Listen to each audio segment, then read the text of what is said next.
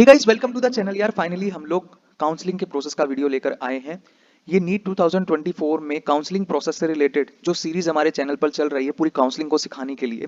ठीक है, आपको एक बेस्ट आपकी रैंक के ऊपर सीट, गवर्नमेंट सीट या प्राइवेट सीट, जो भी आपकी रैंक पे बेस्ट डिजर्विंग सीट है उसको दिलाने के लिए हमारे लक्ष्य counselling services channel YouTube channel के ऊपर सीरीज चालू हो चुकी है कल से, जहां पर एक वीडियो अपलोड हो चुका है expected cut off 2024 all India quota government seat के लिए, एमबीबीएस की सीट के लिए क्या कट ऑफ रहने वाला है। पूरा डिटेल में एनालिसिस होना चालू हो चुका है, वो वीडियो अपलोड हो चुका है, जाकर के देख लीजिए जिसने नहीं देखा है। अब मेन मुद्दे की बात पे आते हैं कि काउंसलिंग का प्रोसेस क्या है। तो जितने भी कैंडिडेट्स पहली बार काउंसलिंग कर रहे हैं या जो पहले कर भी चुके हैं उनके लिए वीडियो बहुत ज्यादा इंपॉर्टेंट है, क्योंकि इसमें सारी चीजें काउंसलिंग की ए से लेकर जेड तक चीजें कि किस तरह से होती है, क्या प्रोसेस रहता है, क्या रूल्स रेगुलेशंस हैं, कैसे सीट छोड़नी है, कैसे लेनी है, सिक्योरिटी डिपॉजिट क्या होता है, कितना लगता है। ठीक है, कैसे बच्चे काउंसलिंग के रूल्स में कमियों का फायदा उठाते हैं, उस फायदा सीट ब्लॉकिंग क्या होती है, एवरीथिंग, मतलब जो भी आपके मन में जो डाउट है वो सारे काउंसलिंग से रिलेटेड क्लियर होने वाले इस वीडियो में। तो वीडियो में एंड तक बने बने रहें। तो बिना किसी देरी के हम लोग शुरू कर रहे हैं। ठीक है, काउंसलिंग के प्रोसेस को धीरे धीरे करके पॉइंट वाइज पॉइंट समझते चलेंगे। ठीक है, तो सबसे पहले डिस्कस कर लेते हैं कि पार्टिसिपेटिंग सीट्स कितनी होती है ऑल इंडिया कोटा में। देखो, सबसे पहले बात जान लो कि ऑल इंडिया कोटा की काउंसलिंग होती है mcc.nic.in पे। ठीक है, ये वेबसाइट का नाम है, नोट कर लो, mcc.nic.in। इस वेबसाइट पे all India quota 15% all India quota की काउंसलिंग होती है। उससे भी पहले जिन भी पेरेंट्स को या स्टूडेंट्स को नहीं पता है 15% ऑल इंडिया कोटा और 85% स्टेट कोटा क्या होता है, उनको मैं जल्दी से बता दे रहा हूँ। इंडिया में जितने भी मेडिकल कॉलेजेस हैं, उन टोटल मेडिकल कॉलेजेस की टोटल एमबीबीएस की सीटें, लेट सपोज 100% सीट, ठीक है, उन टोटल सीटों की 15% सीटें आती हैं ऑल इंडिया कोटा में। ठीक है, इन 15% ऑल इंडिया कोटा की सीटों के लिए देश का किसी भी स्टेट का बच्चा अप्लाई कर सकता है। फॉर एग्जाम्पल, मैं दिल्ली से हूं बट मैं चाहता हूं मेरे को यूपी का कॉलेज चाहिए, फॉर एग्जाम्पल केजीएमसी। ठीक है, तो मैं ऑल इंडिया कोटा के थ्रू उस केजीएमसी की सीट को ले सकता हूं। ठीक है, केजीएमसी की सीट लेने के एक स्टूडेंट के पास दो ऑप्शन हो सकते हैं, यदि वो यूपी से है बट वो यूपी से नहीं है बच्चा, मतलब जहां वो कॉलेज है, for example KGMC Lucknow UP के अंदर है। केजीएमसी लेने का एक तरीका होगा जो यूपी से बाहर का बच्चा है ऑल इंडिया कोटा के थ्रू, मतलब यूपी से बाहर का जो बच्चा होगा वो ऑल इंडिया कोटा के थ्रू केजीएमसी में एडमिशन ले सकता है। जो 15% सीटें केजीएमसी की ऑल इंडिया कोटा में है, उन सीटों पे वो दावा कर सकता है। काउंसलिंग के प्रोसेस, एक मेरिट लिस्ट निकलती है, रैंक के आधार पर कॉलेज मिलता है, जिसकी रैंक अच्छी और जिसने प्रायोरिटी में ऊपर कॉलेज डाला रहता है उसको वो सीट मिल जाती है उसकी डिजर्विंग रैंक के ऊपर। तो पूरी चीज समझाई जाएगी।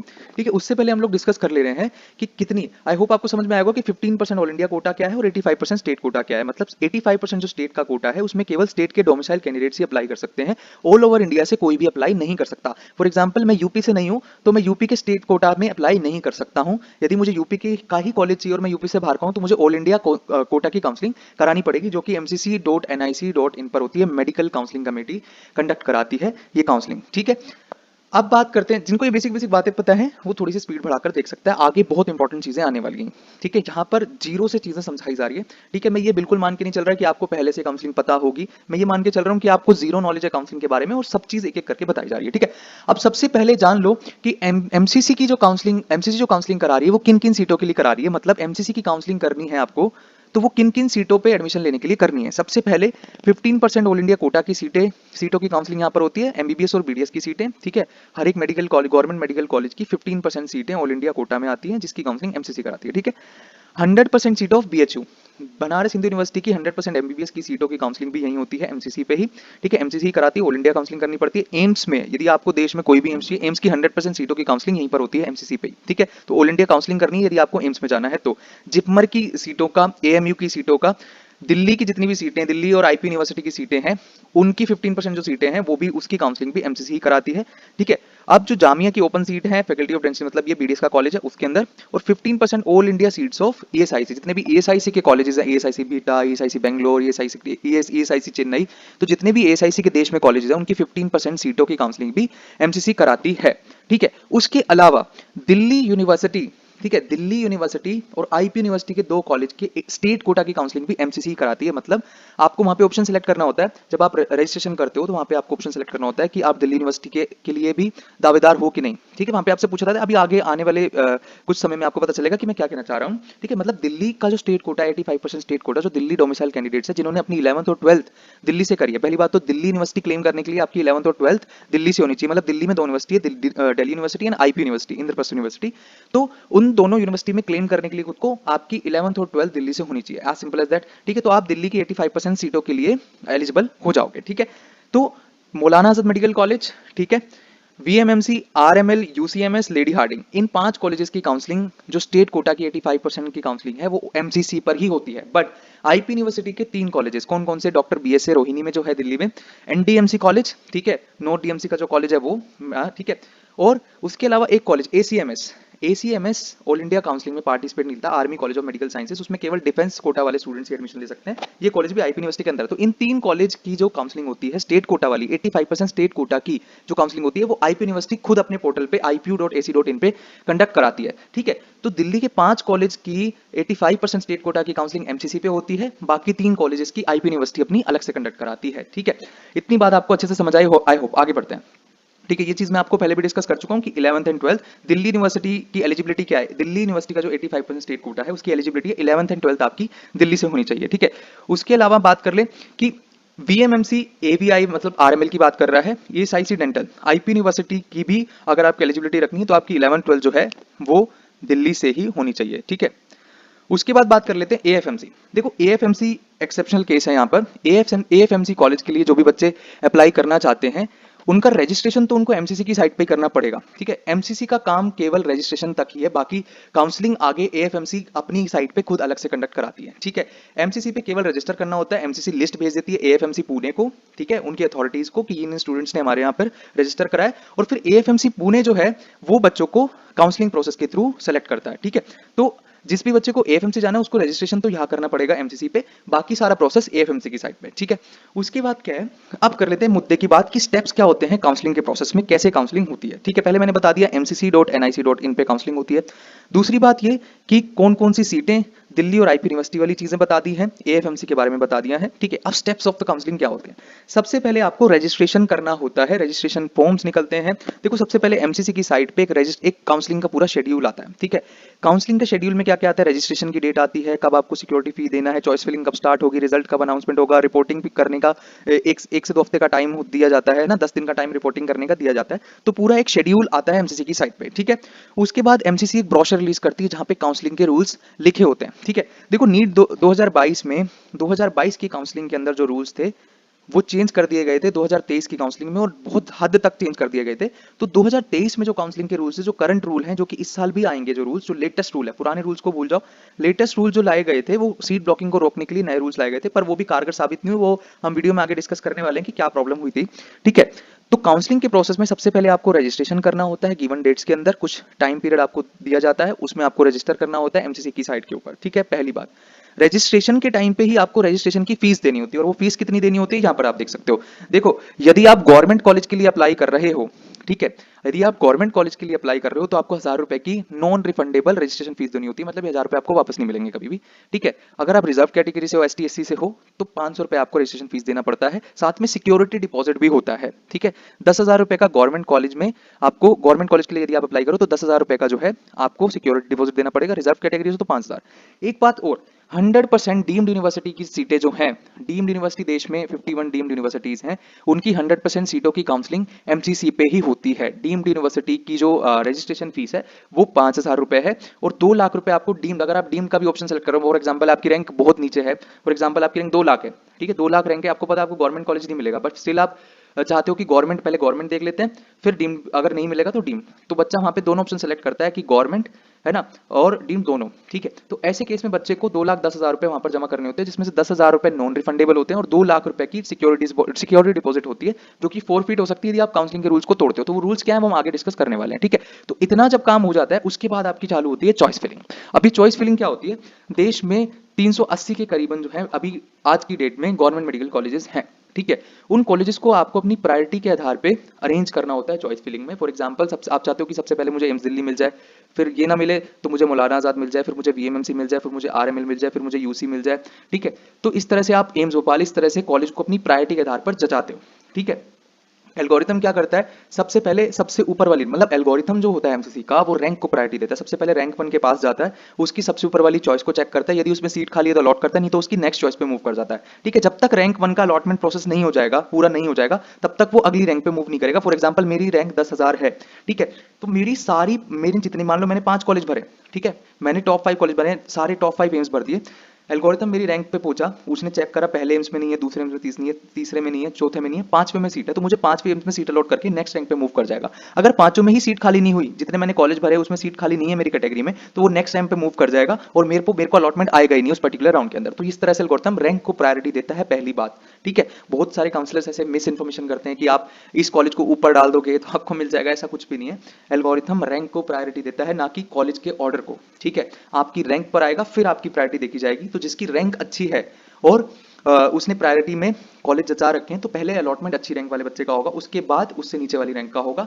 कोई भी हेरफेर इसमें नहीं हो सकता है। ठीक है, उसके बाद हम बात कर ले रहे हैं चॉइस फिलिंग के बाद चॉइस लॉकिंग होती है, जब मान लो आपने चॉइस फिलिंग कर दी। ठीक है, फॉर एग्जांपल आपने मौलाना आजाद मेडिकल कॉलेज भरा और गलती से मौलाना आजाद डेंटल कॉलेज डल गया आपकी लिस्ट में, है ना, तो आपसे पूछता है कि आप चॉइस लॉक करना चाहते हो कि नहीं। तो चॉइस लॉकिंग का ये है कि आप श्योर हो ना कि जो आपने चॉइस भरी है उसके लिए आप श्योर हो ना, बाद में मत कहना कि मैंने तो ये भरी थी और मुझे ये सीट मिल गई। तो वो चेक करने के लिए होता है कि आपने कुछ गलती तो नहीं करती। तो चॉइस लॉकिंग से पहले आपको एक बार अपना चेक कर लेना होता है कि जितने भी मैंने कॉलेजेस फिल करे हैं उसमें कोई बीडीएस तो बीच में नहीं चला गया, या कोई ऐसा कॉलेज तो नहीं चला गया गलती से ऊपर जो मैं चाहता ही नहीं, जहां पे मैं एडमिशन ले नहीं सकता। ठीक है, तो चॉइस फिलिंग के बाद चॉइस लॉक करना होता है। यदि आप इनकेस चॉइस लॉक करना भूल जाते हो तो ऑटो लॉक कर देता है एमसीसी आपका चॉइसेस को, ऑटो लॉक की सुविधा यहाँ पर दी जाती है यदि आपने चॉइस लॉकिंग करना यदि आप भूल गए हो तो। ठीक है, उसके बाद आपका आता है प्रोसेसिंग होती है सीट की, मतलब वो एमसीसी 2 से 3 दिन का टाइम लेता है सीट अलॉटमेंट प्रोसेसिंग करने में। उसके बाद आपका रिजल्ट अनाउंस करता है। रिजल्ट अनाउंस करने के बाद बहुत सारे बच्चों का अलॉटमेंट आता है। फिर बच्चों को रिपोर्टिंग, फिजिकल रिपोर्टिंग होती है कॉलेज के अंदर, मतलब बच्चों को अपने डॉक्यूमेंट्स और फीस लेकर के जानी होती है, एडमिशन प्रोसेस कंप्लीट करना होता है if they are willing to take that seat. ठीक है, अब आगे बढ़ते हैं। अब सबसे पहले क्या होता है ना कि देश में काउंसलिंग चल रही है तो सबसे पहले होता है ऑल इंडिया कोटे का राउंड 1। ठीक है, फिर स्टेट कोटे का राउंड 1 होता है। ठीक है, for example all India quota का राउंड 1 यहाँ पर कंप्लीट होगा, साथ में इसके बाद स्टेट कोटा का राउंड 1 चालू हो जाएगा। यूपी का स्टेट कोटा, है ना, हरियाणा का स्टेट 1 राउंड, मतलब इस तरह से ये आइडियल सिचुएशन है। बट ये आइडियल सिचुएशन की धज्जियां लास्ट ईयर उड़ी थी, वो भी डिस्कस करूंगा कि क्या हुआ था। फिर ऑल इंडिया कोटा राउंड 2 होता है, फिर स्टेट का राउंड 2 होता है, ऑल इंडिया राउंड 3 स्टेट का मोपअप होगा, ऑल इंडिया का स्टे वैकेंसी और लास्ट में स्टे वैकेंसी राउंड स्टेट का होता है। 8 राउंड ऑफ काउंसलिंग टोटल होती है, इसलिए कह रहा हूं कि बहुत कॉम्प्लेक्स प्रोसेस है, अच्छे से समझ लो इसे। ठीक है, उसके बाद क्या होता है ना कि जैसे ही ऑल इंडिया कोटा राउंड 1 का रिजल्ट आता है तो कितनी पॉसिबिलिटी बन सकती है। ठीक है, अब क्या होगा कि 2 पॉसिबिलिटी बनेगी, या तो आपको सीट मिले, अलॉट हुई होगी इसके अंदर, या नहीं हुई होगी। ठीक है, अगर आपको सीट अलॉट नहीं होती है तो ऑटोमेटिकली आप राउंड 2 में चले जाओगे। ठीक है, राउंड 2 में आपको दोबारा से रजिस्ट्रेशन करने की जरूरत नहीं है। हाँ, आप जो फर्स्ट राउंड, आपको चॉइस फिलिंग दोबारा से करनी पड़ेगी, राउंड 2 में चॉइस फिलिंग दोबारा से करनी पड़ेगी, क्योंकि राउंड 2 में बहुत सारे कॉलेजेस में सीट खत्म हो जाएगी, एक नया सीट मैट्रिक्स रिलीज होगा। ठीक है, एक चीज बतानी रह गई है बीच में कि एमसीसी चॉइस फिलिंग से पहले सीट मैट्रिक्स रिलीज करता है कि इस कॉलेज में इतनी सीट है इस कैटेगरी की, है ना, कि कितने कॉलेज पार्टिसिपेट कर रहे हैं राउंड 1। कई बार क्या होता है कि राउंड 1, कई बार क्या हर बार ही ऐसा होता है कि राउंड 1 में सारे कॉलेज पार्टिसिपेट नहीं करते हैं, कुछ कॉलेज को परमिशन राउंड 2 में मिलती है, तो कुछ कॉलेज राउंड 2 से एंट्री मारते हैं काउंसलिंग के अंदर। ठीक है, तो राउंड 1 की काउंसलिंग के बाद आपके पास 2 ऑप्शन होते हैं, या तो आपको सीट मिलेगी या नहीं मिलेगी। अगर नहीं मिलती है तो सीधा आप राउंड 2 में चले जाओगे, जहां पे आपको दोबारा से चॉइस फिलिंग करनी है और रिजल्ट का वेट करना है। ठीक है, अगर आपको सीट अलॉट होती है तो 3 केस बन सकते हैं। क्या क्या, मैंने फ्लो चार्ट के माध्यम से बड़े अच्छे से आपको समझाने की कोशिश करी है कि आप उस सीट से सेटिस्फाइड हो। ठीक है, आपने जाके एडमिशन का प्रोसेस कंप्लीट कर लिया, है ना। फॉर एग्जांपल मेरी ऑल इंडिया रैंक 10 है, मुझे एम्स दिल्ली की सीट मिल गई, ऑब्वियसली मैं जाकर रिपोर्ट करूंगा और खुश रहूंगा, मेरी काउंसलिंग वहां पे खत्म होती है। ठीक है, दूसरे बच्चे वो होंगे, फॉर एग्जांपल मुझे एसएमएस जयपुर मिल गया ऑल इंडिया काउंसलिंग से, 1100 रैंक थी मेरी ऑल इंडिया। ठीक है, अब मैं चाहता हूं नहीं मुझे एम्स भोपाल मिल जाए। ठीक है, नेक्स्ट राउंड में तो मैं क्या करूंगा, मैं चाहता हूं कि मेरी जो सीट है एसएमएस जयपुर में मैं जाके रिपोर्टिंग करूंगा, एडमिशन का प्रोसेस कंप्लीट करूंगा और वहां पे ना अपग्रेड का फॉर्म भराऊंगा, क्योंकि राउंड 1 से राउंड 2 अपग्रेडेशन की सुविधा एमसीसी ने दी है कि आप राउंड 1 से राउंड 2 में कॉलेज को अपग्रेड कर सकते हो। ठीक है, तो अपग्रेडेशन का फॉर्म भराऊंगा मैं, मुझे यदि एसएमएस में सीट मेरे को मिल गई है, ठीक है, मैं चाहता हूं मेरे को एम्स भोपाल मिल जाए, भुवनेश्वर मिल जाए नेक्स्ट राउंड में, तो मैं वहां पे जाके अपग्रेडेशन का विलिंगनेस का फॉर्म भर कर आऊंगा। ठीक है, और राउंड 2 में फिर से चॉइस फिलिंग करूंगा, मतलब अगर मैंने एसएमएस जयपुर मेरे को मिला है राउंड 1 में, है ना, तो मैं उससे ऊपर के कॉलेज राउंड 2 में भर दूंगा। ठीक है, जो मुझे एसएमएस से बेटर लगते हैं। यदि उनमें सीट खाली होगी राउंड 2 में तो मेरा कॉलेज अपग्रेड हो जाएगा, नहीं तो एसएमएस जयपुर ही रहेगा। मतलब मिनिमम मेरे पास एसएमएस जयपुर था, खोने के लिए मेरे पास कुछ भी नहीं।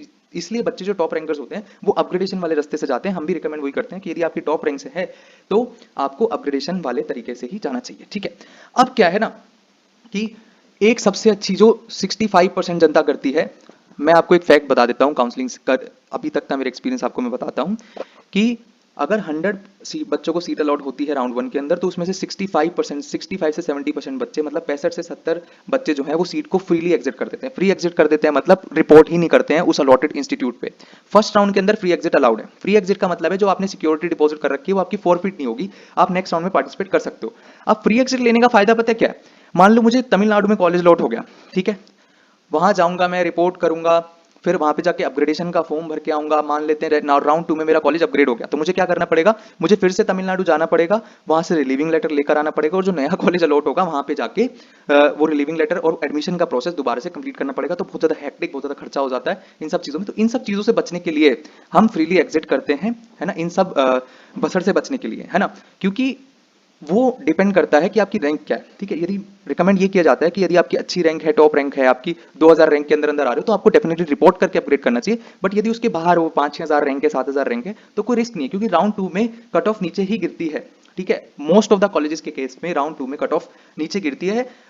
एक आध एक्सेप्शन हो सकता है टॉप कॉलेजेस में, बाकी middle order colleges, lower order college में तो 100% राउंड 2 में कट ऑफ नीचे आ जाता है, ठीक है। तो बच्चे फ्रीली एग्जिट कर सकते हैं यदि वो अलॉटेड इंस्टीट्यूट पे नहीं जाना चाहते हैं, नहीं रिपोर्ट करना चाहते हैं तो, ठीक है। अब आ जाते हैं अगले राउंड पे, राउंड 2 में, ठीक है। राउंड 2 में भी फिर से फ्रेश रजिस्ट्रेशन होता है जिन बच्चों ने राउंड 1 में रजिस्ट्रेशन नहीं किया होता है। राउंड 2 से जो बच्चे डायरेक्टली आते हैं, मान लो मेरी 18,000 रैंक है, मुझे पता है मेरा राउंड 1 में कुछ नहीं होना, तो मैं सीधा अपना रजिस्ट्रेशन राउंड 2 में कर सकता हूँ, ठीक है। जिसने राउंड 1 में कर दिया उसको दोबारा रजिस्टर करने की जरूरत नहीं होती है, नए बच्चे राउंड 2 में रजिस्ट्रेशन कर सकते हैं, ठीक है। फिर से वही सब प्रोसेस होगा, सीट मैट्रिक्स रिलीज किया जाएगा, बची सीटों का राउंड 2 में कुछ पे रिपोर्टिंग हो जाएगी। 30 to 35% सीटों पे रिपोर्टिंग हो जाती है राउंड 1 के अंदर, वो 65% सीटें खाली बचती हैं ऑल इंडिया कोटे में, ठीक है। अब क्या होता है ना कि साइमल्टेनियसली स्टेट का राउंड 1 भी चल रहा होता है, ठीक है। बहुत सारे जो टॉपर्स होते हैं, फॉर एग्जांपल, ठीक है, मेरी 2000 रैंक है, ठीक है, मुझे SMS Jaipur all India quota से नहीं मिलेगा, बट मुझे राजस्थान स्टेट कोटा से जो है एसएमएस जयपुर मिल जाएगा, और एसएमएस जयपुर राजस्थान का टॉप कॉलेज है। डेफिनेटली मैं अपने स्टेट के राउंड 1 से वो सीट को फिक्स कर लूंगा और मैं ऑल इंडिया वाली काउंसलिंग से बाहर हो जाऊंगा, ठीक है। तो मतलब मैंने अपनी सीट को कॉन्ट्रीब्यूट कर दिया राउंड 2 के अंदर, ठीक है। वो सीट खाली होकर के आ गई, फ्री एग्जिट वाली सीटें भी आई, वो वाली सीटें भी आई जो आपकी, जो बच्चे स्टेट में एडमिशन ले लिए। राउंड 1 की यदि आप, एक रूल यहां पर अच्छे से समझना कि यदि आपने राउंड 1 में एडमिशन ले लिया, ठीक है, एडमिशन लेने के बाद आपको पता चला आपको स्टेट में बेटर कॉलेज मिल गया और वहां पे एडमिशन लेना चाहते हो, तो आप उस सीट को रिजाइन कर सकते हो। गिवन टाइम पीरियड, एक टाइम पीरियड देगी एमसीसी, उस टाइम पीरियड के अंदर आपको सीट को रिजाइन करना है। डॉक्यूमेंट्स आपको निकाल कर दे देगा वो कॉलेज, जो आप डॉक्यूमेंट्स, क्योंकि eight the time of admission आपको अपने सारे डॉक्यूमेंट्स जमा कर देने होते हैं कॉलेज को, कॉलेज आपके डॉक्यूमेंट्स रख लेता है, ठीक है। तो अगर आपको स्टेट में बेटर कॉलेज मिल गया तो आप रिजाइन कर सकते हो राउंड 1 वाली सीट से, रेजिग्नेशन आप दे सकते हो, अलाउड होता है राउंड 1 के कॉलेज को रिजाइन करना, और आप डायरेक्टली आ सकते हो, ठीक है। कहां पर आ सकते हो? स्टेट वाले कॉलेज के अंदर जो आपको स्टेट के राउंड 1 में मिला है, ठीक है। बहुत एक एक चीज बहुत डिटेल में बता रहा हूं, ढंग से समझ लेना, ठीक है। उसके बाद बात आती है ऑल इंडिया कोटे राउंड 2 की बात आती है, ठीक है। जिन भी कैंडिडेट्स को राउंड 1 में कोई सीट नहीं मिली थी वो ऑटोमेटिकली राउंड 2 में आ गए, वो वाले बच्चे भी राउंड 2 में आएंगे जिन्होंने अपग्रेडेशन का फॉर्म भरा था, वो वाले बच्चे भी आएंगे जिन्होंने फ्रीली एग्जिट लिया था, ठीक है। वो सारे बच्चे राउंड 2 में आएंगे। अब इस राउंड की कट ऑफ नीचे क्यों जाती है? क्योंकि बहुत सारे बच्चे अपने स्टेट में एडमिशन ले चुके होते हैं, तो कुछ भीड़ ऑल इंडिया कोटा से कम हो जाती है, इसलिए जो कट ऑफ है वो सक्सेसिव राउंड में ड्रॉप करती जाती है, क्योंकि बच्चे अपने स्टेट में भी सेट होते जाते हैं साइमल्टेनियसली, ठीक है। इतनी बात समझ में आई कि नहीं? ठीक है। उसके बाद देखो, अब दो पॉसिबिलिटी यहां भी बन सकती है राउंड 2 के रिजल्ट्स में, आपको सीट मिलेगी या तो या नहीं मिलेगी, मतलब अलॉट होगी, लिस्ट में आपका नाम होगा, मतलब कॉलेज का नाम रैंक होगी आपकी लिस्ट में या नहीं होगी, ठीक है। अगर आपको कोई कॉलेज अलॉट नहीं हुआ तो आप ऑटोमेटिकली राउंड 3 में चले जाते हो, ठीक है। अगर आपको कॉलेज अलॉट हो गया तो क्या क्या पॉसिबिलिटी बनती है? एक है कि आपको फ्रेश अलॉटमेंट हुआ, मतलब राउंड 1 में आपको कुछ नहीं मिला था बट राउंड 2 में आपको कॉलेज मिल गया, ठीक है। तो फ्रेश अलॉटमेंट के केस में आपके पास फिर से दो ऑप्शन आते हैं कि आप उस कॉलेज से सेटिस्फाइड हो, आपने जाके एडमिशन ले लिया, कॉलेज में रिपोर्टिंग कर दी और आपकी काउंसलिंग खत्म, ठीक है। अगर आप उस कॉलेज से सेटिस्फाइड नहीं हो, आप चाहते हो कि मैं एक बार और अपग्रेड करूं, क्योंकि पिछले साल एमसीसी ने मोपअप राउंड हटा के राउंड 3 कर दिया था और राउंड 2 से राउंड 3 में अपग्रेडेशन दे दिया था, ठीक है। तो पिछले साल काउंसलिंग के रूल में चेंज हुआ था, इस साल भी यही रूल रहने की उम्मीद है, ठीक है। तो अपग्रेड कर दिया राउंड, जिस बच्चे का, जो बच्चा सेटिस्फाइड नहीं है राउंड 2 में कॉलेज मिले को, उस बच्चे ने अपग्रेड में डाल देना है, ठीक है। या तो वो सेटिस्फाइड होगा या नहीं होगा, या वो अपग्रेड में डालेगा, ठीक है। तो अपग्रेड में जब डालेगा तो वो ऑटोमेटिकली राउंड 3 में चला जाएगा, वहां से फिर से उसे चॉइस फिलिंग करनी पड़ेगी, ठीक है। फिर से वही सब चीजें होंगी, उसको एडमिशन लेना पड़ेगा राउंड 2 वाले कॉलेज में, वहां पे विलिंगनेस ऑफ अपग्रेडेशन का फॉर्म भरना पड़ेगा और राउंड 3 के रिजल्ट का वेट करना पड़ेगा, ठीक है। फ्रेश अलॉटमेंट वाला केस में दो चीजें हो सकती थी, ठीक है। अब है जिन बच्चों ने राउंड 1 में अपग्रेड में डाला था उनको अपग्रेडेड अलॉटमेंट मिला है, राउंड 2 में अपग्रेडेड अलॉटमेंट मिला है। मान लो मुझे पहले एसएमएस जयपुर मिला था, अब मुझे एम्स भुवनेश्वर मिल गया, ठीक है। तो अब मैं मान लो सेटिस्फाई हो गया, मेरी काउंसलिंग एंड हो जाएगी, मैंने जाकर रिपोर्ट करा, एडमिशन प्रोसेस किया, खत्म, ठीक है। अगर मैं अभी भी सेटिस्फाइड नहीं हूँ, मैं चाह रहा हूँ कि नहीं एम्स भुवनेश्वर भी नहीं, अब तो मुझे दिल्ली का कोई कॉलेज चाहिए, मौलाना आजाद मेडिकल कॉलेज चाहिए, ठीक है, मैं मौलाना आजाद मेडिकल कॉलेज या उससे ऊपर के कॉलेज के लिए जाना चाहता हूँ, ठीक है, अभी भी मैं सेटिस्फाइड नहीं हूँ, तो एमसीसी ने राउंड 2 से राउंड 3 में भी फिर से अपग्रेडेशन दिया था, ठीक है, तो आप एक बार फिर से सीट को अपग्रेड कर सकते हो, फिर से आपको वही सब, तो आप करना क्या पड़ेगा, बहुत ज्यादा हेक्टिक हो जाएगा प्रोसेस। सबसे पहले आपको राउंड 1 वाले कॉलेज से रिलीविंग लेटर लाना पड़ेगा, राउंड 2 वाले कॉलेज में रिपोर्ट करना पड़ेगा, अपने डॉक्यूमेंट देने पड़ेंगे, वहां पे अपग्रेडेशन का फॉर्म भरना पड़ेगा और राउंड 3 के रिजल्ट का वेट करना पड़ेगा। यदि वहां पे सीट अपग्रेड होती है तो फिर आपको राउंड 3 वाले कॉलेज में जाकर रिपोर्ट करना पड़ेगा, राउंड 2 वाले कॉलेज से रिलीविंग लेटर लेके। समझ में आ गई? इतनी बात कॉम्प्लेक्स हो जाएगा बहुत ज्यादा, ठीक है। एक है, अब देखो ये बहुत इंपॉर्टेंट बात है, ये जो इंपॉर्टेंट बात क्या है कि राउंड 2 में आपको मान लो सीट अलॉट होती है, बट आपने उस सीट पे रिपोर्ट ही नहीं किया, ठीक है। अगर आपको राउंड 2 में सीट अलॉट हुई और आपने उस कॉलेज में रिपोर्ट नहीं किया, तो ऐसे केस में आप राउंड 3 में तो जा सकते हो, बट आपकी जो सिक्योरिटी थी, जो 10,000 रुपए और जो डीम्ड यूनिवर्सिटी के केस में 2 लाख रुपए दे रखे थे आपने, वो आपकी फोरफिट हो जाएगी, जब्त हो जाएगी। ऐसे में आपको राउंड 3 में जाने के लिए दोबारा से रजिस्ट्रेशन करना पड़ेगा, दोबारा से सिक्योरिटी फीस देनी पड़ेगी, दोबारा से रजिस्ट्रेशन फीस देनी पड़ेगी, तब जाके आप काउंसलिंग में पार्ट ले सकते हो। आप काउंसलिंग से बाहर नहीं होते हो। रूल क्या है कि यदि आपको राउंड 2 में अलॉटमेंट आता है और आप जाके रिपोर्टिंग नहीं करते हो कॉलेज में, तो आपकी सिक्योरिटी फोरफिट होती है, पहली बात। दूसरी बात ये कि आप राउंड 3 में जा सकते हो, आपको दोबारा से रजिस्ट्रेशन करना पड़ेगा, दोबारा से अलॉटमेंट आपका होगा, दोबारा से आपको सिक्योरिटी फीस वगैरह देनी पड़ेगी, ठीक है। तो बताया कहा यह जाता है, ये समझाया जाता है स्टूडेंट्स को, और आप लोग भी समझ लीजिए, राउंड 2 में हमें उतने ही कॉलेज भरने चाहिए जितने हमें रिक्वायर्ड है, जहां हम जा सकते हैं। जिस कॉलेज में हम नहीं जा सकते उस कॉलेज को हमें छोड़ देना चाहिए राउंड 2 के अंदर, क्योंकि यदि अलॉट हो गया और आपने छोड़ दिया तो आपकी सिक्योरिटी जब्त हो जाएगी, ठीक है। बहुत सारे कैंडिडेट्स को सिक्योरिटी जब्त होने का कोई गम नहीं होता, वो एक सीट अलॉटमेंट करवाते हैं, ठीक है। यदि आपको वो सीट नहीं चाहिए, ठीक है, और आपने वो अलॉट करा ली, तो आपसे नीचे रैंक वाले बच्चे को नहीं मिली ना, जो चाह रहा था उस सीट को, आपने सीट ब्लॉक कर दी उस पर्टिकुलर राउंड के लिए, तो इनएथिकल है, बट स्टिल बच्चे करते हैं क्योंकि काउंसलिंग के रूल्स में कमी है, ठीक है। नेक्स्ट नेक्स्ट आ जाओ, ठीक है। अब क्या है, कुछ इंपॉर्टेंट बातों का ध्यान रखना है, ठीक है। मैं पहले भी आपको समझा चुका हूं कि यदि आपकी सीट अपग्रेड होगी तो आपको राउंड 1 वाले कॉलेज से रिलीविंग लेटर लाना पड़ेगा और राउंड 2 की सीट को ज्वाइन करना पड़ेगा, ठीक है। अब देखो दूसरा पॉइंट यहां पर पढ़ो, candidates allotted seat in round 2 but don't report or join the allotted institute shall forfeit their security deposit. मैंने बताया कि यदि राउंड 2 वाले अलॉटेड कॉलेज में रिपोर्ट नहीं किया तो आपकी सिक्योरिटी फॉरफिट हो जाएगी, ठीक है। अगर जिन बच्चों का अपग्रेड हो गया राउंड 2 में, मान लो मेरे पास राउंड 1 में एसएमएस था और राउंड 2 में मुझे एम्स भुवनेश्वर मिल गया, तो अब मेरा मन बदल जाए कि नहीं मुझे एसएमएस में ही रहना है, मेरे को एम्स भुवनेश्वर नहीं जाना। ऐसे केस में आप एसएमएस वाली सीट खो दोगे, आपका एसएमएस वाली सीट पे कोई क्लेम नहीं रह जाएगा। अगर आपकी सीट अपग्रेड हो जाती है तो आपको जो राउंड 1 में सीट मिली हुई थी उस पर आपका कोई भी क्लेम नहीं रह जाता, वो सीट किसी और स्टूडेंट को मिल जाएगी, ठीक है। आपकी सीट अपग्रेड हुई, आपकी सीट वैकेट हुई, वो किसी दूसरे स्टूडेंट को मिल गई, अब वो सीट आपकी नहीं रही है यदि आपकी अपग्रेड हो गई है तो, ठीक है। अब आप मन नहीं बदल सकते हो, ठीक है। अगला पॉइंट पढ़ो, if a candidate freshly registered in round 2 is not allotted a seat he can participate in round 3 directly without fresh registration. Obviously अगर आपको राउंड 2 में कोई अलॉटमेंट नहीं हुआ है तो आप डायरेक्टली राउंड 3 में पार्टिसिपेट कर सकते हो, क्योंकि रजिस्ट्रेशन का प्रोसेस आप ऑलरेडी कर चुके हो, सिर्फ चॉइस फिलिंग दोबारा से करनी होती है, क्योंकि हर राउंड में कॉलेज कम होते जाते हैं, कुछ कॉलेज है ना, तो आपको चॉइस फिलिंग हर बार फ्रेशली करनी पड़ती है, ठीक है। अगला लास्ट पॉइंट क्या है, however if an upgraded candidate does not want round 1 seat he may avail exit with forfeiture within 2 days of round 2 result announcement। ये पॉइंट बहुत इंपॉर्टेंट है। अब देखो, अब सुनो क्या बात इंपॉर्टेंट है कि यदि आपने राउंड 1 में अपग्रेडेशन का फॉर्म भरा था, सीट अपग्रेड हो गई तो अच्छी बात, आपने जाके रिपोर्ट कर दिया अपग्रेड, बट यदि सीट अपग्रेड नहीं हुई तो आप क्या करोगे? ऐसे में आपको राउंड 1 वाली सीट लेनी पड़ जाएगी। अगर आपने 2 दिन से लेट कर दिया तो आपको, मान लो जैसे फॉर एग्जांपल मैं आपको समझाता हूं अच्छे से, देखो अगर आपके पास राउंड 1 में एसएमएस था, मैं बार बार सेम एग्जांपल इसलिए ले रहा हूं ताकि मिक्स ना हो, ठीक है। मान लो आपके पास ऑल इंडिया कोटा राउंड 1 में एसएमएस जयपुर था, ठीक है, आपकी सीट अपग्रेड नहीं हुई, ठीक है, आप चाह रहे थे कि आपको एम्स भुवनेश्वर मिल जाए, भोपाल मिल जाए, एम्स दिल्ली मिल जाए, ठीक है, पर वो मिल नहीं पाया, ठीक है, क्योंकि सीट नहीं थी वहां पे और आपको राउंड 2 में कोई अपग्रेडेशन आया ही नहीं, ठीक है। ऐसे में आपको अपने स्टेट की काउंसलिंग में जाने का मौका मिल सकता है।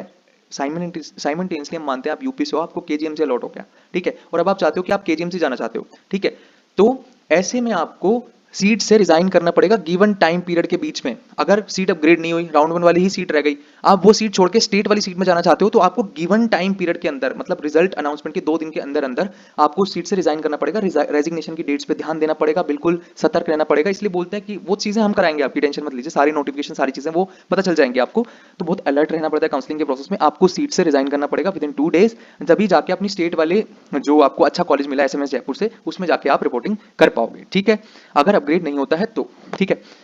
नेक्स्ट, अब देखो सीट ब्लॉकिंग क्या बीमारी है। अब समझो, अब सारी गेम खराब कर होती है सीट ब्लॉकिंग की वजह से। अब मैं आपको समझाता हूं, देखो क्या होता है ना कि all India quota round 1, state round 1 तक कहानी ठीक चल रही होती है, ऑल इंडिया राउंड 2 तक भी कहानी ठीक चलती है, उसके बाद स्टेट का राउंड 2 आता है और ऑल इंडिया कोटा राउंड 3। ठीक है, अब होता क्या है ना कि जिन कैंडिडेट्स ने एडमिशन ले लिया होता है ना स्टेट राउंड 2 में, वो बच्चे ऑल इंडिया राउंड 3 में भी चॉइस फिलिंग करते हैं, क्योंकि ऐसा कोई रूल नहीं है कि स्टेट राउंड 2 में admitted candidate all India quota round 3 में चॉइस फिलिंग नहीं कर सकता। ठीक है, ऐसा कोई रूल नहीं है। ठीक है, इसको बोलते हैं सीट ब्लॉकिंग, मतलब बच्चे के पास स्टेट के राउंड 2 में भी एक सीट है और ऑल इंडिया राउंड 3 में भी उसने एक सीट अलॉट करा ली। पिछली बार क्या हुआ था, मैं आपको वीडियो का लिंक दे दूंगा, वो वीडियो आप जाके देख सकते हो, बहुत सारी सीटें ब्लॉक हो गई थी राउंड 3 के अंदर, मतलब बच्चों ने अपने स्टेट में भी कॉलेज उठाया और वही सेम कॉलेज और या दूसरा कॉलेज ऑल इंडिया राउंड 3 में उठाया। जैसे बहुत सारे राजस्थान के बचे थे, उन्होंने एसपीएमसी बीकानेर राजस्थान के राउंड 2 में भी मिला उनको, क्योंकि उनकी रैंक अच्छी थी, और उनको ऑल इंडिया कोटा से भी एक बहुत अच्छा कॉलेज मिला। अब बच्चे के पास चॉइस आ गई। चॉइस क्या आ गई, पहली बात तो ये था कि ऑल इंडिया कोटा राउंड 3 की जो कट ऑफ थी वो हाई चली गई, क्योंकि एक ही बच्चे के पास 2 सीटें हैं, एक स्टेट में भी और एक ऑल इंडिया कोटे में भी, तो एक पर्टिकुलर ऑल इंडिया राउंड 3 के लिए तो वो सीट ब्लॉक हो गई ना, किसी नीचे रैंक वाले बच्चे को नहीं मिली। ठीक है, तो जिन टॉप रैंकर्स हमेशा 2 जगह सीट ब्लॉक करते हैं, टॉप रैंक लाने का यही फायदा होता है कि आप 2 जगह सीट ब्लॉक कर सकते हो। ब्लॉकिंग एक ऑफेंस है, क्रिमिनल ऑफेंस है, एथिकल बिल्कुल भी नहीं है, बट काउंसलिंग के रूल्स में कमी और किसी ने मना नहीं किया, कहीं रोक नहीं लगाई, किसी ने रोका नहीं, इसलिए बच्चे 2 जगह सीट ब्लॉक करते हैं। ठीक है, तो ऑब्वियसली अगर उसको बेटर कॉलेज मिलेगा ऑल इंडिया राउंड 3 में तो वो स्टेट की सीट छोड़ देगा। अगर ऑल इंडिया राउंड 3 में बेटर नहीं मिलेगा, स्टेट वाला ही अच्छा लगेगा उसको दोनों कॉलेज कंपेयर करने के बाद, तो वो स्टेट की सीट छोड़ देगा। ठीक है, अब समझ में आ रहा है कि नहीं आ रहा। अगर मुझे एसएमएस जयपुर मिला हुआ है मेरे स्टेट में और मुझे ऑल इंडिया राउंड 3 में एम्स भुवनेश्वर मिल जाता है, तो मैं एसएमएस की सीट छोड़ दूंगा ना अपनी स्टेट कोटा की, और वो स्टेट कोटा के मोपअप में चली जाएगी एसएमएस वाली सीट। अगर मुझे अलॉट हुआ यहाँ पर जेजे मुंबई, ठीक है, ऑल इंडिया राउंड 3 में, और मेरे पास एसएमएस की सीट मेरे स्टेट में है, तो मैं जेजे मुंबई की सीट छोड़ दूंगा, मुझे नहीं चाहिए। ठीक है, क्योंकि उससे बेटर कॉलेज मेरे पास है मेरे स्टेट में, तो ये वाली सीट उठ के चली जाएगी स्टे वैकेंसी राउंड में। और यही कारण था कि स्टे वैकेंसी राउंड के अंदर टॉपर्स में दिल्ली में क्या हुआ था ना कि दिल्ली की आईपी यूनिवर्सिटी के अंदर भी सीट ब्लॉकिंग हुई थी। ठीक है, बहुत सारे बच्चों ने क्या किया था लास्ट ईयर, बहुत अच्छे से समझना, बहुत ज्यादा डिटेल में आपको पता चलेगा कि किस डेप्थ में आपको चीजों को समझाया जा रहा है, किस नॉलेज से, कितना एक्सपीरियंस से चीजें बताई जा रही है। देखो मैं आपको समझा रहा हूँ कि पिछली बार क्या हुआ था ना कि दिल्ली की जो आईपी यूनिवर्सिटी वहां पे हुआ था सीट का ब्लॉकेज। मतलब क्या कि जिन कैंडिडेट्स ने Maulana Azad medical college, VMMC, UCMS में एडमिशन ले चुके थे जो, ठीक है, बट वो आईपी यूनिवर्सिटी के लिए भी एलिजिबल थे, जैसे कि मैंने बताया बीएससी या एनडीएमसी की जो काउंसलिंग होती है वो आईपी यूनिवर्सिटी पे होती है वो, तो उन बच्चों ने आईपी यूनिवर्सिटी में भी रजिस्टर कर दिया, वहां पे भी एक सीट अलॉट करा ली। ठीक है, तो अब उन बच्चों के पास, और आईपी यूनिवर्सिटी में तो सीट अलॉट कराई ही कराई, उन बच्चों ने ऑल इंडिया राउंड 3 में भी चॉइस फिलिंग करी, आईपी यूनिवर्सिटी का राउंड 2 में एक सीट अलॉट करा ली, आईपी यूनिवर्सिटी राउंड 2 की कट ऑफ चली गई बहुत ज्यादा हाई, और ऑल इंडिया राउंड 3 के अंदर भी उन्होंने एक सीट अलॉट करा ली, और एक जगह वो एडमिशन ऑलरेडी लेकर बैठे। ठीक है, इस तरह से सीट ब्लॉकिंग हुई, इसलिए ऑल इंडिया कोटा राउंड 3 की कट ऑफ हाई चली गई, क्योंकि दिल्ली के मेरिटोरियस स्टूडेंट्स थे जिनको आईपी यूनिवर्सिटी में अलॉटमेंट आया था। ठीक है, उन्होंने बहुत अच्छे अच्छे एम्स नागपुर की, एम्स मंगलागिरी की, एम्स मदुरई की सीटें, ये सारी लोअर जो मिडिल ऑर्डर और लोअर ऑर्डर एम्स है उनकी सीटों को ऑल इंडिया राउंड 3 में फिल करा। अब दिल्ली से बेटर कॉलेज तो देश में कहीं पे भी नहीं है ना, अल्टीमेटली उन्होंने दिल्ली का कॉलेज चुना और ऑल इंडिया राउंड 3 की सीट को छोड़ दिया। ठीक है, वो सारी सीटें कहां चल के आ गई, स्टे वैकेंसी राउंड में आ गई। ठीक है, आने वाली वीडियोस में और अच्छे से समझाऊंगा इस चीज को, ये बहुत कॉम्प्लेक्स चीज है, आई होप आपको समझ में आ रहा है। ठीक है, बिहार वाले पिछले साल क्या हुआ था कि बिहार की काउंसलिंग चल रही थी लेट, जब ऑल इंडिया का राउंड 3 चल रहा था, उस टाइम बिहार का राउंड 1 ही चल रहा था, लेट कर दी थी काउंसलिंग। अब बिहार के स्टूडेंट्स के पास ऑप्शन नहीं था, अब उनको ऑल इंडिया राउंड 3 में भी चॉइस फिलिंग करनी थी, क्योंकि स्टेट में कोई गारंटी नहीं है कि अगले राउंड मिलेगा कि नहीं मिलेगा, बहुत ज्यादा अनसर्टेनिटी थी।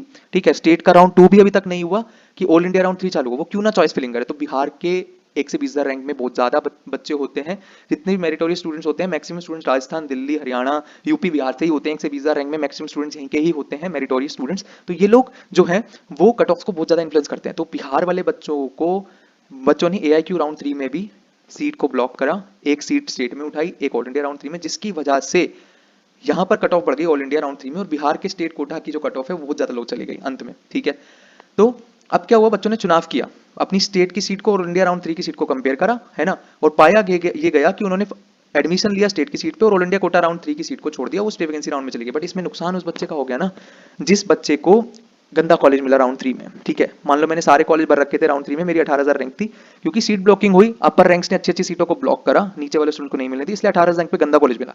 अब राउंड 3 के कुछ इस तरह के रूल्स होते हैं कि अगर आपको राउंड 3 में कॉलेज मिल गया तो आप काउंसलिंग से बाहर, फिर अगर आपको राउंड 3 में अलॉटमेंट आता है ऑल इंडिया कोटा के या स्टेट कोटा के, तो आप स्टे वैकेंसी राउंड में पार्ट नहीं ले सकते, ऐसा रूल है काउंसलिंग का। ठीक है, तो जिस भी कैंडिडेट का राउंड 3 वाली लिस्ट में नाम आ गया वो तो स्टे वैकेंसी राउंड से बाहर है। ठीक है, अब जो ये सीटें छोड़ी ब्लॉकेज की वजह से, एआईक्यू राउंड 3 में जो बच्चों ने स्टेट में चले गए, सीटें छोड़ दी, वो स्टे वैकेंसी राउंड में आ गई। इसके फलस्वरूप क्या हुआ, अब क्या हुआ कि आउटकम्स ऑफ सीट ब्लॉकिंग देखते हैं। स्टे वैकेंसी राउंड में जिन बच्चों ने समझदारी दिखाई थी, जो शातिर थे, जिनको काउंसलिंग की रूल्स का फायदा उठाना आता था, उन्होंने क्या किया कि ऑल इंडिया कोटा राउंड 3 में लिमिटेड चॉइस फिलिंग करी। क्या करा? लिमिटेड चॉइस फिलिंग करी, ताकि वो एलिजिबल रहे स्टे राउंड के लिए। उनको पता था कि सीट ब्लॉकिंग होने वाली है, ठीक है। काउंसलर गाइड करते हैं, सभी काउंसलर्स काउंसलिंग की कमियों, रूल्स की कमियों का फायदा उठाना जानते हैं, ठीक है। यदि आप लोग नहीं जानते तो आप नुकसान में रहोगे, ठीक है। बहुत शातिर बच्चे इस तरह की चीजें करते हैं, काउंसलर्स करवाते हैं, ठीक है।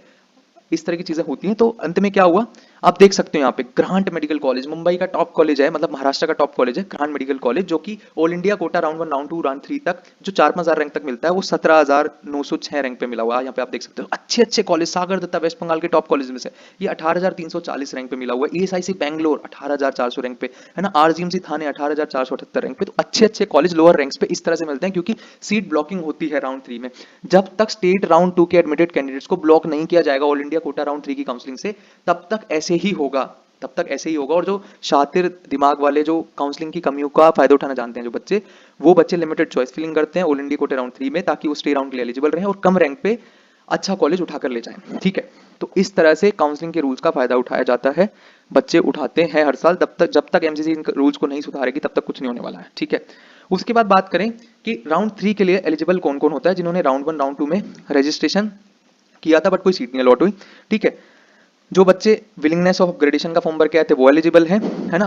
Candidates who have been allotted a seat in round 2 but did not join or resign and exited after forfeiture of fees, मतलब जिनको सीट मिली थी बट उन्होंने जाके रिपोर्ट नहीं किया, उनकी पहले तो सिक्योरिटी राउंड 2 वाली फॉरफीट होगी, उनको फिर से रजिस्ट्रेशन करके राउंड 3 में आना पड़ेगा, ठीक है। अब राउंड 3 के रिजल्ट के बाद क्या क्या पॉसिबिलिटी बन सकती है, या तो आपको कॉलेज मिलेगा या नहीं मिलेगा। नहीं मिलेगा, जिन बच्चों ने लिमिटेड चॉइस फिलिंग करी, ठीक है, उनको तो ऑब्वियसली कॉलेज नहीं मिलेगा और वो स्टे वैकेंसी राउंड में जाएंगे, ठीक है। जिनको अलॉट होगा उनको रिपोर्टिंग करनी पड़ेगी, रिपोर्ट करेंगे, काउंसलिंग एंड हो जाएगी।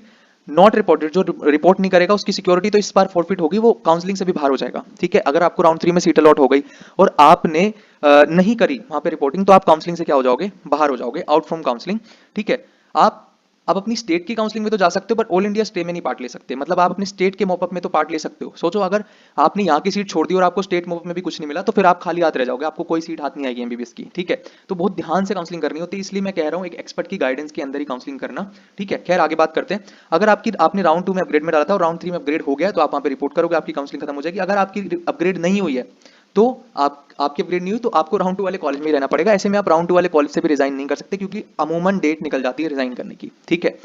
अब कुछ स्टूडेंट्स, पिछली बार क्या हुआ था कि जिन कैंडिडेट्स ने राउंड 1 से राउंड 2 में अपग्रेडेशन डाला था और उनका नहीं हुआ था, तो उनको एक मौका और दिया गया था राउंड 3 में अपग्रेड करने का, मतलब राउंड 1 से राउंड 3 में अपग्रेड करने का।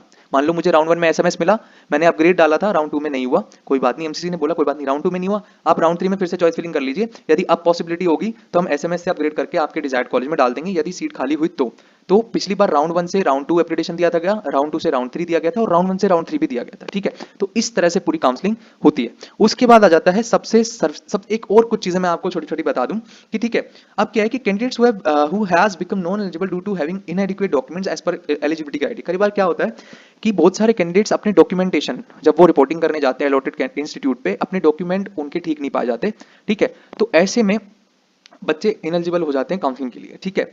अब क्या है कि कौन से बच्चे राउंड 3 के लिए एलिजिबल नहीं थे, ये वाले बच्चे जिन्होंने राउंड 1 राउंड 2 और राउंड 3 में रजिस्टर नहीं किया, वो एलिजिबल नहीं है, ठीक है। रजिस्ट्रेशन करना मस्ट है, ठीक है। अब कुछ चीजें मैंने लिख दी थी जो मैं ऑलरेडी आपको समझा चुका हूं। If upgraded the candidate must take living letter from round 2 seat and round 3 वाली सीट पे जाकर रिपोर्ट करना पड़ेगा, ये पॉइंट मैं आपको समझा चुका हूं। If allotted a seat the candidate can not upgrade और रिजाइन, आप ध्यान से सुनना, ठीक है। If allotted a seat the candidate cannot upgrade or resign. If any candidate does not join round 3 seat he may exit with forfeiture of fees and elimination, है ना। अब क्या है, राउंड 3 में जो सीट मिली ना तो आप उसे छोड़ सकते ना आप उसे अपग्रेड कर सकते, ठीक है। जो सीट मिल गई वो फाइनल है, रिजाइन नहीं कर सकते। रिजाइन करने का मतलब होता है कि आपने एडमिशन लिया और एडमिशन लेने के बाद नहीं छोड़ सकते। अगर आपको राउंड 3 में अलॉटेड सीट छोड़नी है तो आपको वहां पे एडमिशन ही नहीं लेना, ठीक है। रेजिग्नेशन का मतलब होता है एडमिटेड सीट पे रेजिग्नेशन का मतलब होता है अलॉटेड सीट। अगर देखो यार, समझो अच्छे से, अगर आपको सीट अलॉट हुई, आपने जाके एडमिशन लिया और अब आप चाहते हो आपको सीट नहीं चाहिए, तो आप रिजाइन नहीं कर सकते उस सीट से। अब आपके पास ऑप्शन नहीं है रिजाइन करने का, आप सीट को नहीं छोड़ सकते। मतलब अगर आपने एडमिशन ले लिया ऑल इंडिया कोटा राउंड 3 वाली सीट पे, तो आप अपनी स्टेट की काउंसलिंग में भी पार्ट नहीं ले सकते, ये कहने का मतलब है। अगर आपको आपकी स्टेट का मॉपअप देखना है तो आपको रिस्क लेना पड़ेगा, अलॉटेड सीट पे रिपोर्टिंग नहीं करनी ऑल इंडिया कोटा में और आपके स्टेट के मॉपअप में जाके एडमिशन लेना है, ठीक है। फिर वो आपका रिस्क है कि स्टेट मॉपअप में नहीं मिला तो फिर आप खाली हाथ रहोगे इस साल के लिए, ठीक है। ये बात ध्यान से अच्छे से समझ लेना, ठीक है। इसके बाद क्या है, if a candidate freshly registered in round 3 is not allotted a seat, वो स्टेट, वो जैसे बताया भाई, जिसको स्टेट के राउंड ऑल इंडिया राउंड 3 में भी सीट नहीं मिली है, वो आके यहाँ पर एडमिशन ले सकता है, स्टे राउंड के लिए एलिजिबल रहेगा वो बंदा, है ना। Candidates getting upgraded in round 3 shall not have any claim on round 2 seat, वही बताया जैसे राउंड 1 वाली सीट पे क्लेम नहीं था, अब अगर आपकी सीट अपग्रेड हो गई तो राउंड 2 वाली सीट आपकी गई, अब जो अपग्रेडेड सीट है वही आपको लेनी पड़ेगी, राउंड 2 वाली सीट पे आपका कोई क्लेम नहीं है ना। एक अच्छे से एक और चीज यहाँ पर समझ लेना, अच्छा एक इंपॉर्टेंट रूल यहाँ पर है, देखो बहुत मेहनत से वीडियो बनाया जा रहा है, बहुत बड़ा वीडियो है, पर इस एक वीडियो में आपको कंप्लीट जानकारी दी जा रही है, ठीक है, बहुत ज्यादा इंपॉर्टेंट वीडियो है ये, ठीक है। Once you join third round seat, you will not be allowed to vacate from allotted third round seat, ठीक है। आपको अगर आपने सीट ज्वाइन कर ली तो you are not allowed to vacate that seat, ये मैं पहले भी समझा चुका हूं, ठीक है। अगर आपने ज्वाइन नहीं किया, ठीक है, अगर आपको अलॉट हुई आपने ज्वाइन नहीं किया तो आपकी पहले तो सिक्योरिटी फॉरफिट होगी और आप ऑल इंडिया की काउंसलिंग से बाहर हो जाओगे, ठीक है। अगर आपको वहां ज्वाइन नहीं करना है तो अलॉटेड कॉलेज में जाकर रिपोर्टिंग मत करो, आपकी जो सिक्योरिटी थी वो फॉरफिट हो जाएगी और आप काउंसलिंग से बाहर हो जाओगे ऑल इंडिया के, ऐसे में आप अपने स्टेट के मॉपअप में जा सकते हो, ठीक है। कुछ स्टेट्स के, अच्छा एक चीज और, कुछ स्टेट्स के रूल्स ऐसे होते हैं, कुछ स्टेट में मॉपअप राउंड में पार्टिसिपेट करने के लिए, जैसे यूपी में पार्टिसिपेट करने के लिए आपका ऑल इंडिया राउंड 3 के अलॉटेड लिस्ट में नाम तक नहीं होना चाहिए, ठीक है, तभी आपको यूपी के मॉपअप में बैठने दिया जाएगा। हालांकि पिछली बार ये रूल आया तो था यूपी में, बट फिर भी बच्चों ने चॉइस फिलिंग की थी, फॉलो नहीं हुआ था ये रूल, ठीक है, ब्रोशर में आया था पर रूल फॉलो नहीं हुआ था, तो काउंसलिंग बहुत अनइवन होती है, बिहार यूपी की बहुत ही गंदी काउंसलिंग होती है, जो रूल्स लिखे जरूरी नहीं वो फॉलो किए ही जाए, ठीक है। अब क्या होता है ना कि एक कॉमन एमसीसी पोर्टल होता है, ठीक है, उसमें क्या होता है जितने भी कैंडिडेट्स एडमिशन ले चुके होते हैं ऑल इंडिया राउंड 3 तक और स्टेट राउंड 3 तक, उनको स्टे वैकेंसी राउंड से बाहर कर दिया जाता है, मतलब स्टेट से डाटा मंगा लिया जाता है, उस पोर्टल पे डाल दिया जाता है और MCC round 1 admitted candidates, round 2 admitted candidates और all India round 3 admitted candidates को उसी पोर्टल पे डाल देती है, और जितने भी बच्चे एडमिशन टिल राउंड 3 स्टेट का हो चाहे ऑल इंडिया का ले चुके होते हैं, ठीक है, वो स्टे वैकेंसी राउंड से बाहर हो जाते हैं, ठीक है। अगर किसी बच्चे को ऑल इंडिया राउंड 3 में अलॉट हुआ था कॉलेज तो भी वो स्टे वैकेंसी राउंड से बाहर होता है, मैं पहले भी बता चुका हूं, ठीक है। तो स्टे वैकेंसी राउंड में केवल वही बच्चा आ सकता है जिसके पास देश में कोई सीट नहीं है, ठीक है, स्टे वैकेंसी राउंड में केवल वही बच्चा आ सकता है जिसके पास देश में कोई सीट नहीं है, जिसने कहीं पे भी ज्वाइन नहीं कर रखा है। अगर अलॉटमेंट आया था आपने सीट छोड़ दी फिर भी आप स्टे वैकेंसी राउंड में नहीं आ सकते, ठीक है, पहली चीज। बट लास्ट ईयर क्या हुआ था ना, इस रूल की भी धज्जियां उड़ी थी, कॉमन एमसीसी जो पोर्टल है उसकी धज्जियां उड़ी थी, क्योंकि बिहार की काउंसलिंग चल रही थी लेट, बिहार के अंदर मोपअप राउंड हुआ ही नहीं था और ऑल इंडिया स्टे राउंड चालू हो गया था। अब बिहार वाला बच्चा क्या करे, ठीक है, तो बिहार वाले बच्चों ने स्टे वैकेंसी राउंड में भी सीट ब्लॉकिंग करी थी। जिन बच्चों के पास बिहार के स्टेट कोटा राउंड 2 में एडमिशन था उन्होंने स्टे वैकेंसी राउंड में भी चॉइस फिलिंग करी थी, ठीक है, उन्होंने स्टे वैकेंसी राउंड में भी चॉइस फिलिंग करी थी। ऐसे में चॉइस फिलिंग करने के बाद स्टे वैकेंसी राउंड वाली सीट भी उन्होंने छोड़ दी, इसलिए एक special stay vacancy round conduct कराना पड़ गया था, क्योंकि बिहार के बच्चों ने सीट ब्लॉकिंग कर दी थी स्टे वैकेंसी राउंड में भी, क्योंकि बिहार के, देखो ऐसा रूल था कि स्टेट के राउंड 3 तक का डेटा एमसीसी को भेजना था हर स्टेट को, बट बिहार नहीं भेज पाएगा क्योंकि उन्होंने काउंसलिंग कंडक्ट कराई थी मॉपअप राउंड की, तो जब तक मॉपअप राउंड तक के एडमिटेड कैंडिडेट्स बिहार के पास नहीं होंगे वो कैसे एमसीसी को भेजेगा, उन्होंने काउंसलिंग लेट कराई, इसलिए स्टे वैकेंसी राउंड चालू हो गया इधर से, और वहां पे बिहार लेट चल रहा था, इसलिए बिहार के कैंडिडेट्स ने स्टे वैकेंसी राउंड में फिर से चॉइस फिलिंग कर दी, एक सीट वहां पे भी ब्लॉक कर दी, है ना, और वो उसी वजह से एक special stay vacancy round MCC को कंडक्ट कराना पड़ गया था due to shortcomings in counselling. अब इसका चारा क्या हो सकता था कि स्टे वैकेंसी राउंड थोड़ा सा डिले किया जाना था, करना चाहिए था डेफिनेटली, जब तक बिहार के तीनों राउंड ना हो जाते, हर स्टेट का ऑलमोस्ट हर स्टेट का 3 राउंड हो चुके थे, बिहार रह गया था, ठीक है, तो एमसीसी को वेट करना चाहिए था बिहार की काउंसलिंग का, ठीक है, और सारे बच्चों को बाहर करना चाहिए था जो राउंड 3 तक अलॉटेड थे या एडमिटेड थे, सारे बच्चों को स्टे वैकेंसी राउंड से बाहर कर देना चाहिए था, फिर स्टे वैकेंसी राउंड में अलॉटमेंट देना चाहिए था, ठीक है। अब क्या होता है ना कि ये लिखने के लिए आया था, पिछली बार इंप्लीमेंट नहीं हुआ ये रूल कि data will be shared with centres and state for round 3 and if any candidates has a name in the list allot candidates in either centre और state then such candidate shall be eliminated from the all India stray vacancy round. समझ में आया, ठीक है। अब क्या, if a candidate allotted a seat in stray vacancy round he has to join the allotted seat else he has to debarred from NEET counselling of MCC for subsequent 1 year along with forfeiture of fees. अब क्या है कि जिस candidate को stay vacancy round में seat मिल गई है, फॉर एग्जांपल मुझे मिला तमिलनाडु में कोई कॉलेज रामनाथपुरम, ठीक है, और अब मैं कह रहा हूं मुझे वो कॉलेज भी नहीं चाहिए, तो ऐसे में एमसीसी कह रहा है कि यदि आपने स्टे वैकेंसी राउंड में अलॉटेड सीट को छोड़ा तो आपकी सबसे पहले तो सिक्योरिटी फॉरफिट करेंगे, उसके अलावा अगले साल आपको काउंसलिंग से बैन कर देंगे, मतलब जिसने ऐसी हरकत 2023 में करी होगी उन सभी कैंडिडेट्स को एमसीसी इस साल काउंसलिंग से बाहर करेगी, ठीक है, मतलब जितनी भी seats special stay vacancy round में आई थी वो उतने नंबर ऑफ स्टूडेंट इस साल काउंसलिंग से ऑटोमेटिकली बाहर हो जाएंगे, ठीक है। एनटीए से डेटा मंगाया जाएगा, उन कैंडिडेट्स के रोल नंबर को ट्रेस किया जाएगा और उनको काउंसलिंग से बाहर करा जाएगा, जिन्होंने पिछले साल गड़बड़ करी थी उनको इस साल बैन कर दिया जाएगा, जिन्होंने स्टे वैकेंसी राउंड में सीट छोड़ी थी अलॉटेड सीट, क्योंकि स्पेशल स्टे वैकेंसी राउंड तो हुआ था, इसका मतलब बच्चों ने सीट छोड़ी थी स्टे वैकेंसी राउंड में अलॉटेड, तो वो सारे बच्चे अब बाहर हो जाएंगे, ठीक है, एमसीसी की काउंसलिंग से, यदि कोई अभी बचा है जिनको स्टेट में नहीं मिला होगा, ठीक है। तो ये कहानी थी पूरी काउंसलिंग की, ठीक है। उसके बाद क्या है कि एक बार देख लेते हैं। ये मैं आपको पीडीएफ अपने टेलीग्राम चैनल पे भी दूंगा, मैं सारा एक्सप्लेन कर चुका हूँ। Candidate who join the allotted seat in round 3 of all India quota, ठीक है, मतलब कौन एलिजिबल नहीं है स्टे वैकेंसी राउंड के लिए, जिन्होंने कोई कॉलेज ज्वाइन कर लिया राउंड 3 तक, ठीक है। Candidate allotted seat in round 3 of MCC and not reported, जिन्होंने रिपोर्ट नहीं किया, मिली थी सीट पर रिपोर्ट नहीं किया, वो भी एलिजिबल नहीं रहेगा स्टे वैकेंसी राउंड के लिए। जिन्होंने रजिस्टर ही नहीं किया है ना, candidate register in any of the previous 3 rounds, उसको कभी भी सीट नहीं मिलने वाली है, एलिजिबल नहीं रहेगा स्टे वैकेंसी राउंड के लिए, ठीक है। Candidate join holding a seat in state quota at the time of stay vacancy round as the data shared by state authorities, मतलब अगर किसी बच्चे के पास स्टेट में भी है सीट, ठीक है, अगर कोई सीट होल्ड कर रखी है, अलॉट करा रखी है, तो वो स्टे वैकेंसी राउंड में पार्ट नहीं ले सकता। एमसीसी के कॉमन पोर्टल पे इन्फॉर्मेशन पिछली बार कायदे से आती, हम होप कर रहे हैं इस साल होगा वो चीज, इंप्लीमेंटेशन होगा कॉमन काउंसलिंग पोर्टल का, ठीक है। सारे एडमिटेड कैंडिडेट्स की लिस्ट स्टे वैकेंसी राउंड से पहले होगी, तभी तो क्या देखो, जो बच्चे कुछ बच्चे होते हैं 5000 रैंक 10,000 रैंक, और वो किसी भी राउंड में सीट नहीं लेते, लिमिटेड चॉइस फिलिंग करते रहते हैं एक पर्टिकुलर कॉलेज के लिए, ठीक है ना, और स्टे वैकेंसी राउंड में आके सीट लेते हैं, तो 5000 रैंक वाले कैंडिडेट्स को एम्स मिल जाता है, 8000 रैंक वाले बच्चे को एम्स मिल जाता है, 13000 रैंक पे एम्स मिल जाता है। तो कुछ बच्चे इस तरह की हरकतें करते हैं, बट ये चीज बहुत रिस्की है, कुछ भी नहीं कहा जा सकता। अगर सीट ब्लॉकिंग ना होती तो स्टे वैकेंसी राउंड में सीट आने की प्रोबेबिलिटी नहीं बचती। तो सारी चीज डिपेंड करती है सिचुएशन पे, टाइमिंग्स ऑफ काउंसलिंग पे, स्टेट की काउंसलिंग टाइम से है कि नहीं है, काउंसलिंग के रूल्स क्या है। आई होप मैंने आपको बहुत अच्छे से समझाया है, 50 मिनट मुझे लगे हैं आपको समझाने में, ठीक है। अब क्या है कि अब आपको समझना है कि सबसे पहले तो आप कर लो चैनल को सब्सक्राइब, यार बहुत मेहनत से चीजें समझाई गई है, एक लेक्चर की तरह मैंने आपको पूरा काउंसलिंग का प्रोसेस समझाया। मुझे लगता है इस वीडियो के बाद आपको कोई काउंसलिंग से रिलेटेड वीडियो नहीं देखनी पड़ेगी, ठीक है। अब क्या है कि अपकमिंग वीडियोस क्या है चैनल पे, ये जान लो एक बार, हम अच्छे से सब कुछ क्या क्या बताने वाले हैं। बॉन्ड पॉलिसी बताएंगे हर एक स्टेट की, उसमें कुछ एक्सेप्शनल कॉलेजेस होते हैं, जैसे यूपी के अंदर मिर्जापुर के अंदर बॉन्ड नहीं है, बाकी कॉलेज के अंदर बॉन्ड है, ठीक है। तो वो सब एक्सेप्शंस भी आपको बताए जाएंगे, बॉन्ड पॉलिसी हर एक स्टेट की डिटेल में डिस्कस करी जाएगी। इंटरनल पीजी का कोटा कौन से कॉलेज में है, कौन से में नहीं है, और किस तरह से फायदा मिलेगा, इसके ऊपर डिटेल चर्चा होगी, वीडियो आएगा इसके ऊपर, ठीक है। Low budget private college in India having low cut off, जिनकी कट ऑफ भी लो है, बजट भी लो है, किस स्टेट का क्या बजट है, कौन से ओपन स्टेट है, कौन से क्लोज स्टेट, सब कुछ बताया जाएगा। अभी कहानी शुरू हुई है, सब्सक्राइब करके रखो यार, प्लीज सब्सक्राइब करो, इतनी मेहनत से कंटेंट बनाया जा रहा है। अगर आपको सच में लग रहा है कि अच्छा कंटेंट, अच्छा आपको समझ में आई है चीजें, तो आप डेफिनेटली सब्सक्राइब करो चैनल को, ठीक है। State quota cut off of all the states in India, state quota में क्या कट ऑफ रही पिछले साल, इस साल क्या रह सकती है, सब डिस्कशन होने वाला है। फीस स्ट्रक्चर बताएंगे हर एक गवर्नमेंट मेडिकल कॉलेज का, प्राइवेट मेडिकल कॉलेज का, counselling process of all the states बताएंगे, हर एक स्टेट के अलग अलग रूल होते हैं, वो सारे रूल से आपको अवगत कराएंगे, ठीक है। चॉइस फिलिंग ऑर्डर कैसे प्रिपेयर करना है, किन किन चीजों का ध्यान रखना है, वो सारी चीज बताएंगे, है ना। फ्री पीडीएफ देंगे टेलीग्राम चैनल पे, लास्ट ईयर के कट ऑफ देंगे, हर चीज हम आपको देने वाले हैं, ठीक है। अब इंपॉर्टेंट बात क्या आती है ना, कि हमारा जो पेड काउंसलिंग प्रोग्राम है वो बहुत ही जल्दी चालू हो जाएगा। इस वीकेंड में हमारी पेड सर्विसेज लॉन्च हो जाएंगी।